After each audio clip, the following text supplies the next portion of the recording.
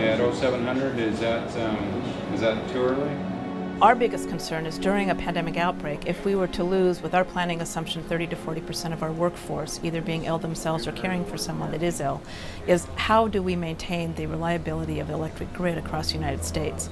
We've identified that we are reliant on many of our suppliers and vendors to provide us the materials we need to construct and maintain our electric and natural gas systems. So we have as much concern about what they're planning to do for workforce shortage as much as what we're going to be able to do. We can only put up new poles and wire if we have the poles and wire to put them up. We recognize that in any normal major storm event that we share our qualified resources, our qualified electrical workers. In a pandemic outbreak, that will not be possible. The likelihood of us getting mutual aid or resources from out of the region are extremely limited.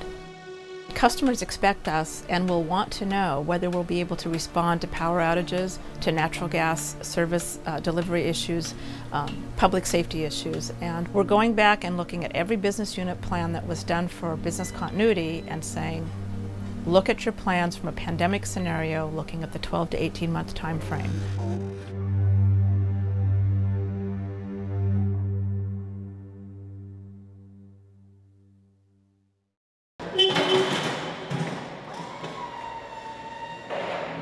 Every year, Food Lifeline feeds well over 500,000 people, but we know that in the event of an emergency or a disaster or pandemic flu, the number of people who rely on our system is very much likely to increase, and could increase pretty significantly.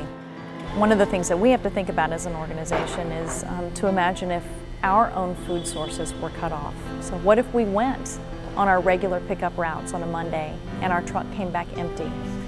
What if we ran out of food in distributing food to agencies and had no more to offer? These are all scenarios that we're working with and planning for, so that in the event of an actual pandemic flu, we'd known ahead of time what we would do in those circumstances. One of the things we need to be doing is cross-training our staff members, making sure that we've identified what the essential functions are in our organizations, and that we have not one or two, but multiple people who are trained to step in and fulfill those essential functions. It's also really important to think about some of the really day-to-day aspects of your organization. How are you going to make sure that paychecks get cut? How are you going to make sure that the payments get made to your employee benefit plans? How are you going to ensure that, that you're able to account for sick days and vacation days? What happens if an employee needs to be out for a far longer period of time than they have sick days saved up? Does that mean that you're going to take the same kinds of maybe punitive steps with an employee that you would in a non-emergency period of time? Probably not. One of the things that's good news about this kind of planning is that it's not hard. And it's not important that your preparedness plans be difficult or long or complex. They just need to be well thought out.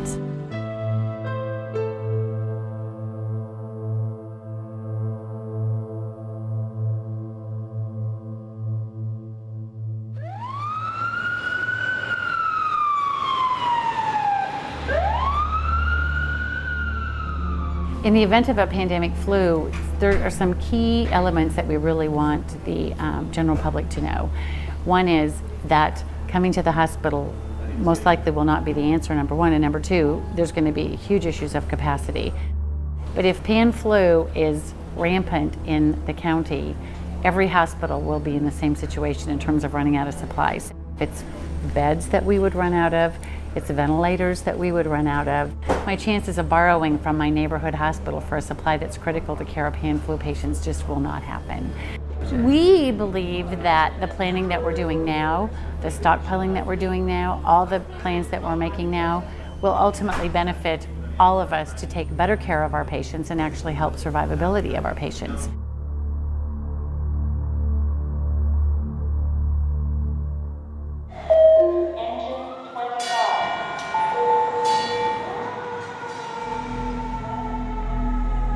Not responding is not an option for us.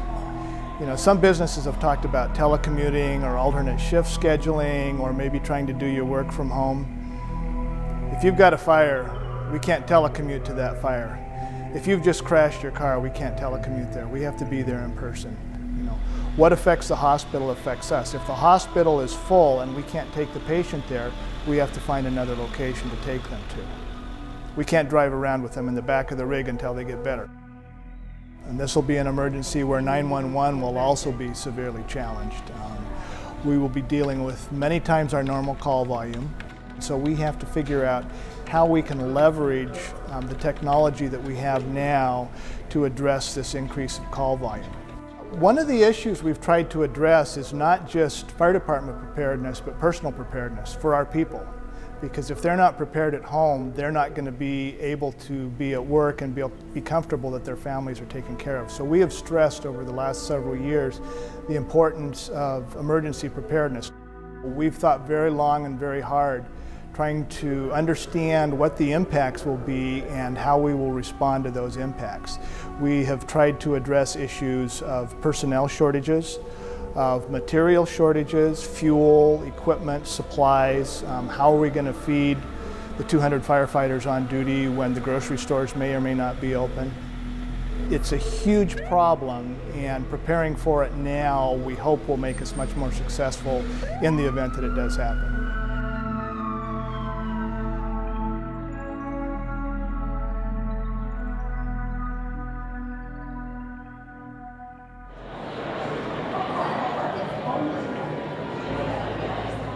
We're all equally disadvantaged in a pandemic. We looked at all of our most critical processes and we tried to figure out which of those processes would we continue to do the same way we do now, which of those would we have to reduce, and then which ones would we suspend for an extended period of time. How do we first of all protect our people, and then how do we serve our customers at the same time?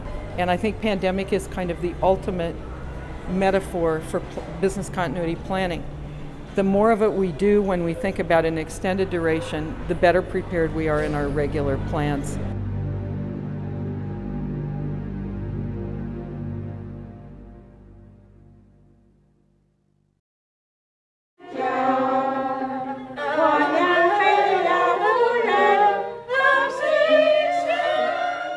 We've gone to our major funders, the municipal governments and state governments, and asked specifically, so if there is a pandemic flu, will we still get paid if we don't meet our numbers every month?